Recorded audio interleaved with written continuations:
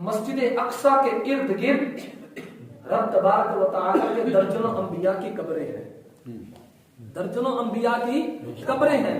رب تبارک و تعالیٰ اپنے نبیوں کی قبروں کو برکت والا کہہ رہا ہے۔ وہ انبیاء جو میرے مصطفیٰ کے مقتدی ہیں، جو میرے مصطفیٰ کے مقتدی ہیں، رب ان کی قبروں کو برکت والا کہہ رہا ہے۔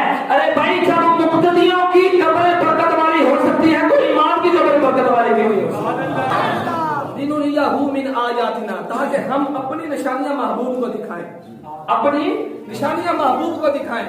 توجہ طلباء، اس سے ختم نبوت کی ایک دلیل ملتی ہے۔ لِنُرِيَهُ مِنْ آیَاتِنَا، تاکہ ہم اپنی نشانیاں محبوب کو دکھائیں۔ کیوں؟ ختم نبوت کی دلیل کس طرح ملتی ہے؟ حضرت آدم سے لے کے حضرت عیسیٰ علیہ السلام جتنے بھی انبیاء آئے سارے عزت والے ہیں، مقام